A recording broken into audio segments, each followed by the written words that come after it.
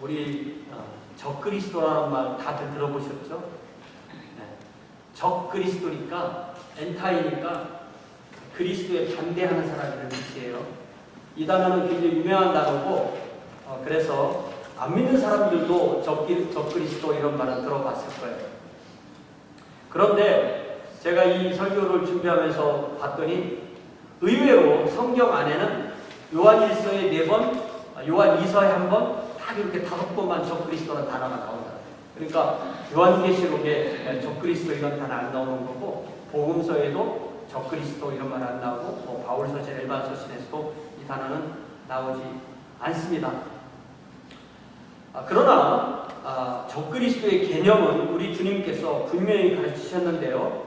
특별히 마태복음 24장이 우리 주님이 마지막 때에 대한 말씀을 모은 장이 마태복음 24장인데, 여러분 마태복음 24장을 펴보세요. 마태복음 24장을 펴보면 먼저 5절에 보면 주님께서 뭐라고 말씀하시냐면, 많은 사람이, 한두 명이 아니라 많은 사람이 내 이름으로 와서 자기를 예수의 이름에 연결시키며 와서 나는 그리스도다 하여 또 많은 사람을 미혹합니다. 예수 그리스도는 한 분이시죠. 하지만 주님께서 내가 다시 온다 이렇게 약속했기 때문에 많은 사람이 자기가 바로 다시 오신 그리스도라고 해서 많은 사람을 미혹하게 된다는 것입니다. 그렇기 때문에 어느 누구든 그 사람이 내가 예수 그리스도야 하는 사람은 다 그 사람들이 적그리스도입니다. 네, 딱 떨어지는 거죠. 그래서 또 거기 23절부터 28절까지에 좀 더 자세하게 설명해 주시는데요. 23절에 보니까 그때 어떤 사람이 너희들에게 말을 하기를, 와, 그리스도가 여기 있다 혹은 저기 있다 해도 믿어라 믿지 말아라? 믿지 말아라. 그러니까 예수님께서 만약에 다시 오시면 우리는 누가 예수께서 다시 오셨대라고 말해주는 거를 듣고 예수께 가는 게 아니라는 것입니다. 마치 우리 초등학교 때 자석 가지고 많이 놀아봤죠. 자석 가지고 모래밭에 이렇게 하면은 철 성분이 붙은 것은 다 자석에 딸려오죠. 자석을 댈 때 모든 철 성분이 자석에 들려붙듯이 주님께서 다시 오시면 각 사람 안에 주님의 성분, 주님의 영이신 성령님이 계신 사람은 주님께 딱 있는 거예요. 그러니까 누가 전해주는 게 아닙니다. 그래서 예수 그리스도의 이름으로 와서 누가 다시 온 예수 그리스도래 라고 전해주는 사람은 다 뭐라고요? 다 저 그리스도. 너무 명확하잖아요. 그렇죠? 그래서 24절에 뭐라고 말하냐면, 마태복음 24장 24절, 거짓 그리스도들, 거짓 선지자들이 일어나서 큰 표적과 기사를 보여서 할 수만 있다면 택하신 자들까지도 미혹하게 될 것이다. 이렇게 되어 있습니다. 그러니까 이 거짓 그리스도, 그러니까 이 수도 크라이스트죠. 거짓 그리스도, 거짓 선지자들이 바로 적그리스도라는. 그러니까 우리 주님은 적그리스도 이런 말씀을 안 쓰셨지만 거짓 그리스도, 거짓 선지자라고 했어요. 그리고 여기 거짓 그리스도들, 거짓 선지자들 한 것처럼 적그리스도는 단수가 아니라 복수예요. 많은 적그리스도들이 있다는 것입니다. 그렇지만 최후에는 마지막 적그리스도 단수로 엔타이크라이스트 딱 단수의 적그리스도가 오기까지 예수님 때부터 우리 주님이 다시 오신 그때까지 시대마다 무수히 많은 이 복수의 적그리스도들이 활동한다는 것입니다. 우리 주님이 계속 말씀하시기를 26절을 보세요. 그러면 사람들이 너희에게 말하되 보라 그리스도가 광야에 있다. 한번 광야에 만나러 가라고 가지 말라고. 나가지 말고 골방에 있다 해도 믿지 말아라. 이렇게 말씀해줘요. 다시 말해 뭐예요? 사람들이 전해주는 그리스도는 뭐라고요? 다 적그리스도. 그래서 우리 주님이 다시 오심에 대한 소식은 적그리스도들이 하는 것처럼 사람이 전해줘서 말로 전해줘서 나만 모르고 있었어? 나 가야지. 그런 게 아니라는 거예요. 27절에 뭐라고 말씀하시면 번개가 동쪽에서 뻥 쳐도 서쪽에서도 볼 수 있는 것처럼 주님이 오시면 주님의 자녀들은 다 그 순간에 동시에 안다. 그렇게 말씀하십니다. 그러시면서 뒷부분에서는 28절에서는 죽음이 있는 곳에는 독수리들이 모일 것이다. 무슨 말이에요? 그 독수리들이 이제 동물이나 이런 사체를 먹잖아요. 그러니까 사체는 하나이고 독수리들은 복수이니까 우리 주님이 당신을 뭘로 비유한 거예요? 죽음으로 비유한 거예요. 그러면 독수리들이 눈으로 그 좋은 눈으로 보고 또 코로 냄새 맡고 자연스럽게 주님께 모이듯이 자연스럽게 모여들게 돼 있지 누가 전해줘서 아는 게 아니다 라고 말했습니다. 핵심은 어느 누가 그리스도가 재림했다고 전해주는 소식은 다 거짓 그리스도에 대한 거짓된 소식일 뿐이라는 점입니다.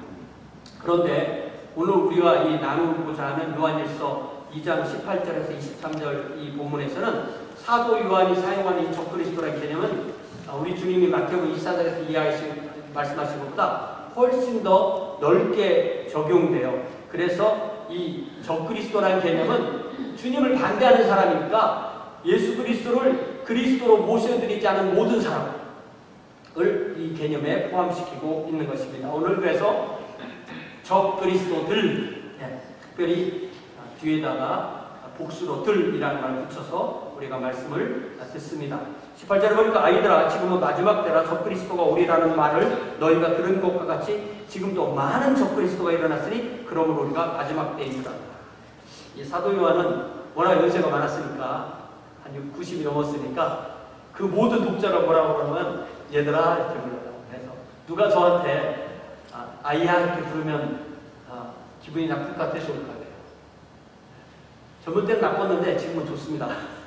제가 아이가 아니니까 지금은 누가 저한테 정인아 이렇게 친구처럼 이렇게 대해주시면 너무너무 고맙습니다. 그래서 사도 요한이 우리를 얘들아 이렇게 부르세요. 그죠? 아이들아 참 좋죠. 그러면서 지금은 마지막 때다 이렇게 말씀했어요. 사도 요한이 이 서신을 쓸 때가 AD 90년경인데 그러면 지금까지 1930년이 지난 거예요. 그러면 그때가 말세예요. 그러면 그때부터 지금까지가 다 말세인 거예요. 그래서 옛날에 이제 목사님들 제가 어릴 때 설교를 들을 때는 목사님들이 그때도 말세 지금도 말세니까 뭐라고 그래요? 문지선 잘 아시죠? 옛날 사람 뭐라고 했어요? 말세지만 했어요. 이거 뭐예요? 말세라는 거예요. 그렇게 그 말 들은 지가 40년이 지난 거예요, 제가. 그러니까 뭐 말세라고 하든 말세지말이라고 하든 다 똑같은 얘기예요. 항상 말세인 거예요. 우리는 항상 말세를 사는 거예요. 왜냐하면 이 세상이 오늘 밤에 끝날지 아니면 앞으로 1000년, 2000년 계속될지를 아무도 모르기 때문입니다. 물론 우리 세계 한가운데 내가 주님을 이 살아있는 몸으로 만날 때가 오기를 기대하고 사는 건 좋아요. 그런 믿음은 좋습니다. 그런데 문제는 뭐냐면 주님이 오실 때 이런 신조가 자꾸 얘기하다가 이제 다 됐다 하다가 그럼 언제입니까? 라면 3년 후야. 몇 월 며칠 뒤야. 날짜를 딱 찍는 거. 이거 뭐라고 불러요?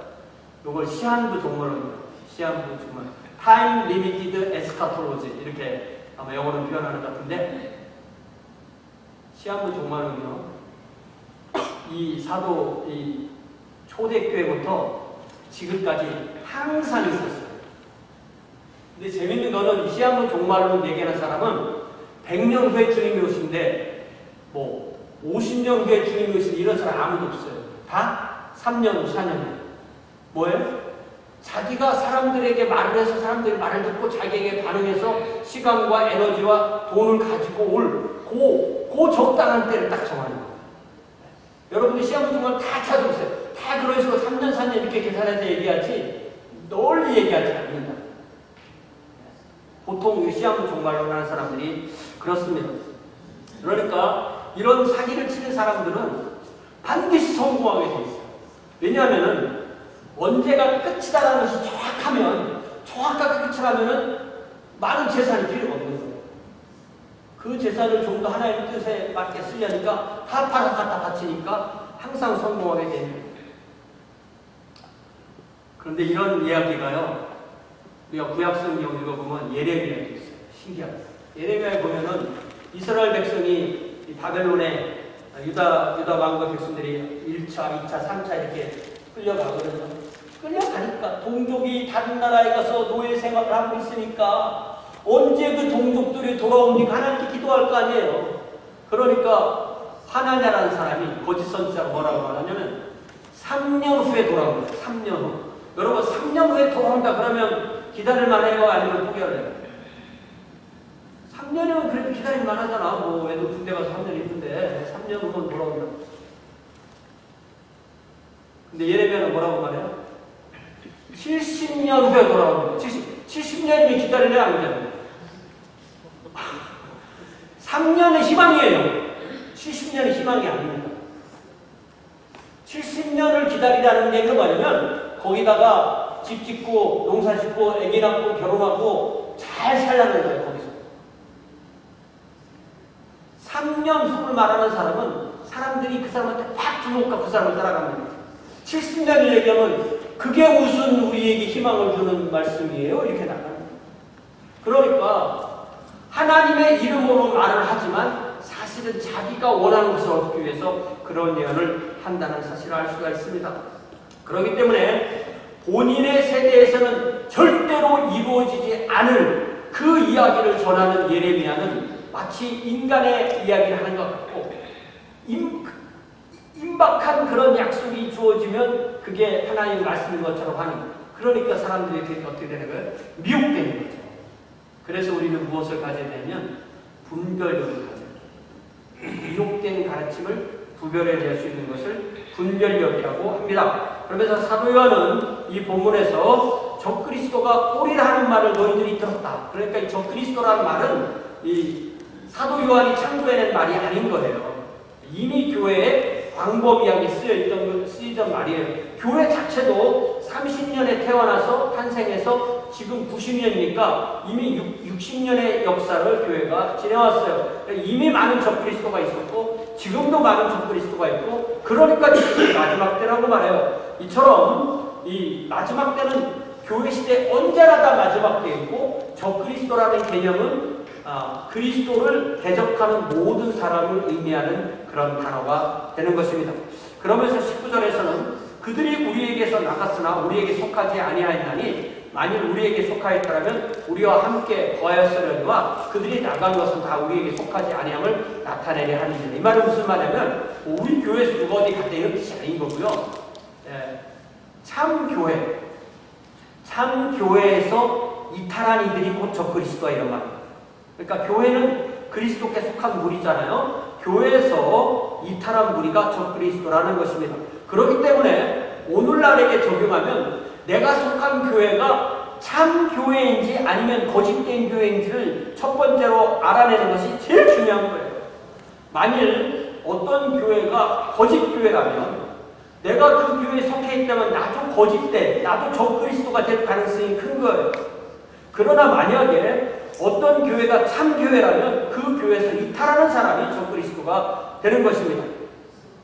우리가 지난 2000년의 교회 역사를 보면은 교회는 처음에는 이렇게 하나로 출발했다가 1500년 이후에 많은 교파로 이렇게 분열됐다기보다는 많은 교파로 좀 풍성해졌어요. 여러 교파를 이루었어요. 그러니까 교파는 이 교회라는 나무의 가지 같은 거예요. 어느 가지에 속해 있든지 그 나무이듯이 어느 교파에 속해 있듯이 다 그것이 바른 교파라면 교회에 속해 있는 것입니다.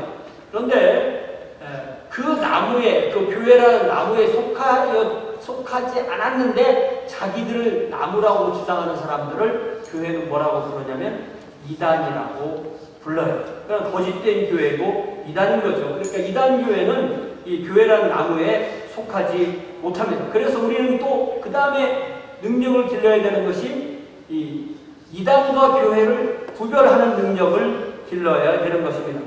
이단들을 우리가 쉽게 볼 수 있는 것은 뭐냐면 우리 교회는 이건 교파고 이건 이단이야. 이렇게 해서 이단에 속한 사람을 우리가 알고 있죠.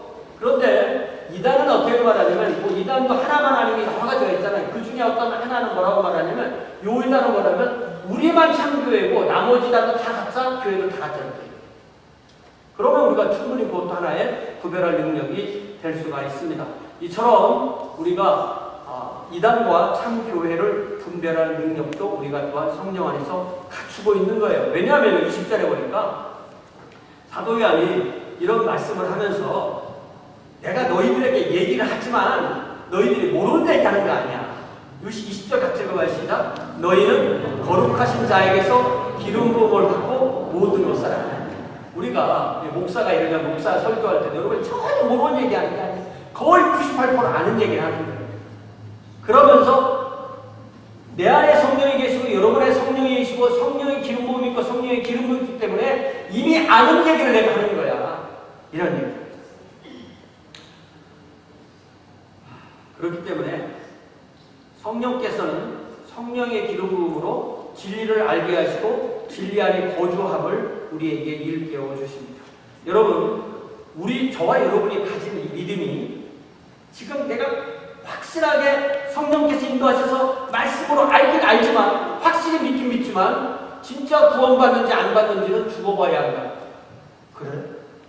그런 거면 우리가 잘못 믿는 그런 거면 우리가 잘못 믿는 것입니다. 우리가 믿는 믿음은 천지가 개벽해도 변하지 않는 진리입니다. 우리는 삼위일체 하나님을 믿는 참 믿음을 가지고 있습니다. 우리가 이 믿음을 가지고 있을 수 있는 것이 우리가 뭐 똑똑해서 우리가 능력이 있어서 이 믿음을 갖는 것이 아닙니다. 성령께서 오셔서 기름을 부어주심으로 우리가 이 모든 예수님을 믿는 신령한 복을 받고 거기에 참여하게 되어 있는 거예요. 그 복에는 절대적인 진리를 깨닫고 우리가 이미 그것을 알고 있고 그것을 우리가 품고 있다는 것을 포함하는 거예요. 그러니까 처음에 예수님을 믿을 때는 내가 믿은 줄 알았죠. 능동태로. 그럼 믿고 나서 보니까 성령께서 나에게 믿게 해주셨다. 수동태고라는 것을 깨닫습니다. 여러분, 요한복음 16장 7절에 보니까 우리 주님께서 내가 너에게 실상을 말할게. 내가 떠나가거든. 근데 떠나가는 게 너희들의 이익이야. 왜냐하면 내가 떠나가지 않으면 보혜사가 너에게 오지 않을 거고 만약에 내가 떠나가면 보혜사를 내가 성부에게 받아서 너희들에게 보내줄 거야. 이렇게 말씀했어요. 우리는 보혜사 성령으로 인하여 예수를 우리 안에 모시게 됩니다. 그러니까 우리에게 성령님이 오시면 성령님이 우리 안에 오심으로 성령이 예수의 영이기 때문에 예수님이 우리 안에 오시고 동시에 우리를 데리고 예수님 안으로 데리고 가면 그 안에서 하나님을 만나게 되는 것입니다. 보혜사 성령이 오셔서 이렇게 하시는 작업 가운데 모든 한 사람 한 사람 모든 그리스도인에게 반드시 하는 작업이 있는데 그 작업이 뭐냐면 하나님의 관점을 깨닫게 하는 건데 그게 뭐냐면 자, 잘 들어보세요. 뭐에 대해서? 죄에 대해서. 죄의 반대말이 뭐죠? 의죠? 의에 대해서. 죄를 지으면 뭘 받죠? 심판을 받죠? 심판에 대해서. 죄에 대해서, 의에 대해서, 심판에 대해서 이 세상의 관점을 고치셔서 하나님이 보시는 관점으로 바꾸게 하셔서 우리가 엔타이 크라이스트 주님을 대적하는 사람이 주님의 사람이 되는 그러한 사람으로 바꾸어주는 일을 하시는 분이 누구시라고요? 그분이 바로 성령 하나님이 되시는 것입니다. 그러니까 사도 요한이 우리가 진리를 알고 있다는 것은 이렇게 죄의 심판 등 핵심 개념을 세상의 관점이 아닌 하나님의 관점으로 우리가 이미 알고 있다는 거예요. 그렇기 때문에 우리는 성령의 기름 부으심으로 진리 안에 있고 진리를 알고 있다. 그러니까 성경이 저렇게 있는데 나는 몰라. 난 죽어봐야 해. 그러면 본인만 뒤처지는 이렇게 분명하게 말씀해 주십니다. 그래서 21절에 더 확실하게 뭐라고 말씀하시면 내가 너희에게 쓰는 것은 너희가 진리를 모르기 때문이 아니라는 거예요. 알기 때문에. 그러니까 사도 요한 안에 있는 것이 그 서신을 받는 독자들도 함께 있다는 거예요. 알기 때문이다. 그리고 거짓말은 진리에서 나타나지 않는다. 진리에서 진리가 나고 거짓은 거짓에서 난다. 이런 얘기인 거죠. 그래서 사도 요한이 우리는 이런 진리를 알고 있고 거짓은 진리에서 나지 않는다. 거짓은 거짓에서 나오고 진리는 진리에서 나온다. 우리는 진리에 속해 있고 참과 거짓을 분별할 능력 또한 갖고 있다. 이렇게 말씀하시는 거예요.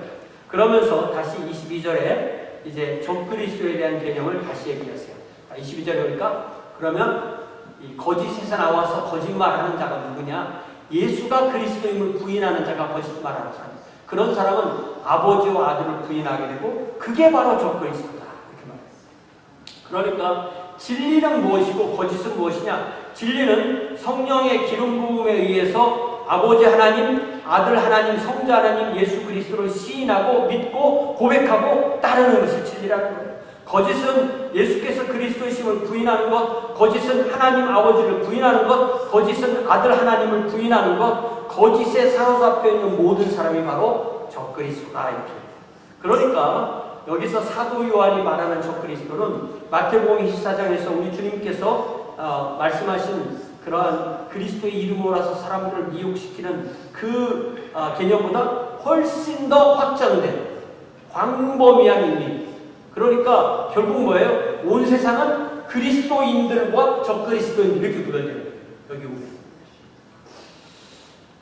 이게 우리가 이런 주님의 관점으로 우리가 이해하는 게 굉장히 중요한데 여러분 성경 마태복음 22장을 보세요. 이게 영적 전쟁이거든요. 일종의 마태복음 22장 22절부터 30절까지 보면 마태복음 22장입니다. 우리 주님과 바리새인 사이에 아주 치열한 영적 대결이 나오죠. 사람들이 예수님께 어떤 사람을 데려갔는데 그 사람 귀신 때문에 귀신에 들려서 볼 수도 없고 말도 못해요. 얼마나 깝깝해요. 못 보면 말해도 잘해야 되는데 볼 수도 없고 말도 못해. 그런 사람을 데리고 오자 예수님께서 그 사람을 긍휼히 여기셔서 고쳐주십니다. 사람들이 보고 와, 이분은 다윗의 자손이다. 뭐예요? 다윗의 아들이니까 다윗의 자손이니까 메시아다, 그리스도다 라고 그렇게 이야기를 해. 그런데 그 광경을 보고 있던 똑같은 광경을 보고 있던 바리새인은 시기와 질투가 가득해서 예수가 귀신의 왕 바알세부를 힘입지 않고는 귀신을 못 쫓아낸다. 이렇게 말을 합니다. 그런데 예수께서는 귀신이 귀신을 내쫓아 주면 귀신 나라가 분열되는 건데 그렇지 않다.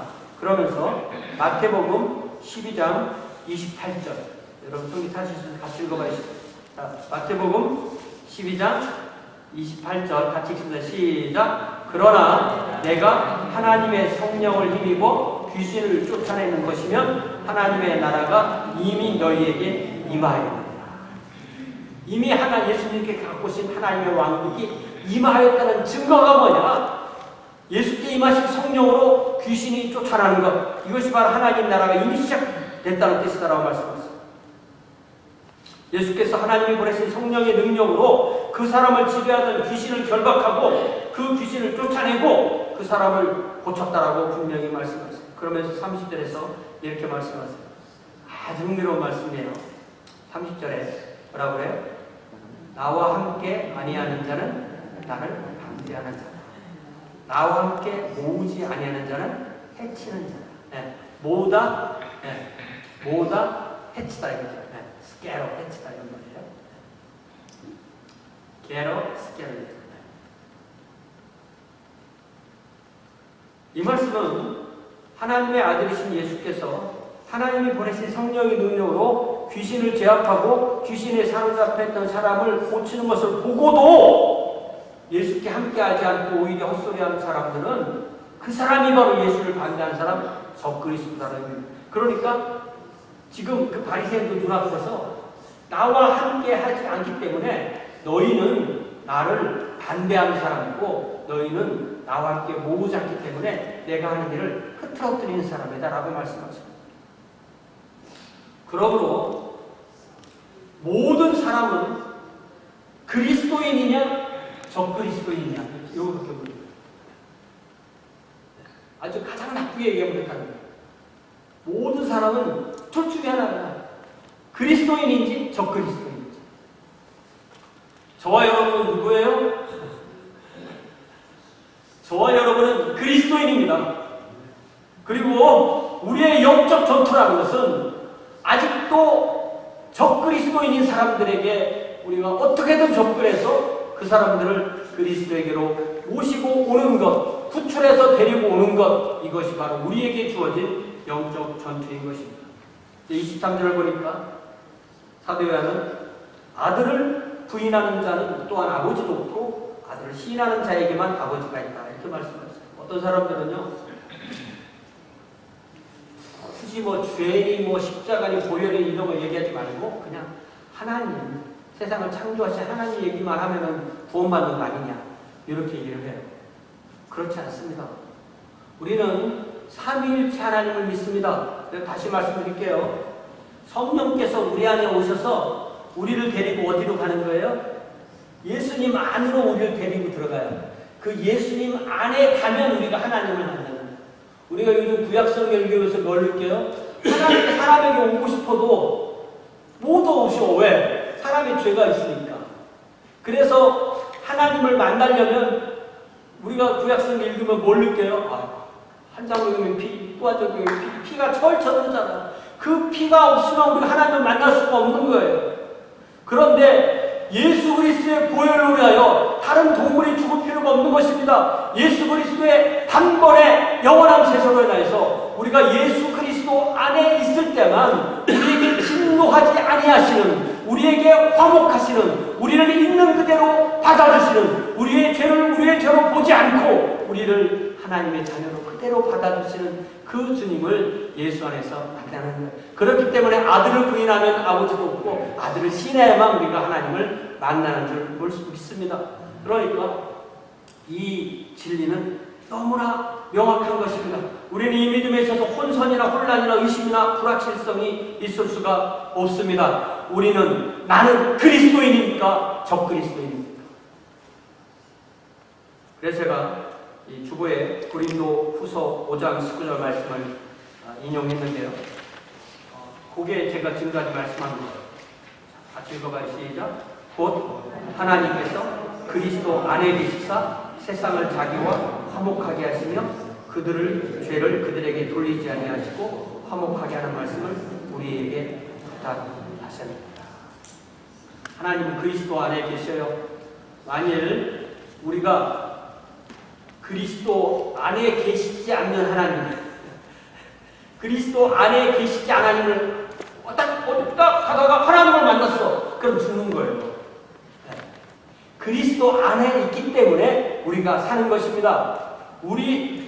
하나님이 우리에게 오시기 위해서 구약에는 많은 동물이 죽어야 됐지만 예수님의 단번에 영원의 그 제사로 인해서 더 이상 우리는 진노하시는 하나님이 아니라 우리와 화목하게 하시는 하나님, 우리를 화목하시는 말씀. 그래서 우리가 예수 안에서 우리는 용서받고 화목되고 하나님의 자녀가 되고 하나님의 제사장, 왕국의 제사장이 되는 이 모든 영적인 신령한 복을 받는 줄 믿습니다. 동시에 우리는 그 화목하게 하는 그 메시지를 세상에 나가서 말과 삶으로 전하는 부탁을 받습니다. 이것이 바로 우리가 하나님 제사장, 왕국의 제사장 백성으로서 또 이 말씀을 들은 이후에 또 한 주 동안 우리가 살아내는 삶이 되는 것입니다. 우리가 사는 모습은 다 달라요. 어디서 무엇을 하든 사는 모습은 다 다르지만 그러나 우리의 본질은 우리를 세상을 구원하시기 위해서 우리를 먼저 제사장, 왕국의 제사장으로 삼아주셨기 때문에 우리는 그들을 위해서 기도하고 또한 하나님의 말씀을 입으로, 말로, 그리고 우리의 삶으로 그리스도를 모르는 사람에게 그리하여 우리를 통해서 그리스도를 드러내는 것, 이것이 바로 우리에게 주어진, 우리 모든 사람에게 똑같이 주어진 사명인 줄 믿습니다. 이제 우리 집사님께서 반주해 주신 동안에 이 한 주간도 그렇게 그리스도인으로서 그리스도의 화목하게 하는 메시지를 우리 주변의 삶과 말로 전하겠다는 귀한 결단을 기도로 올려드리겠습니다. 다 함께 기도하겠습니다.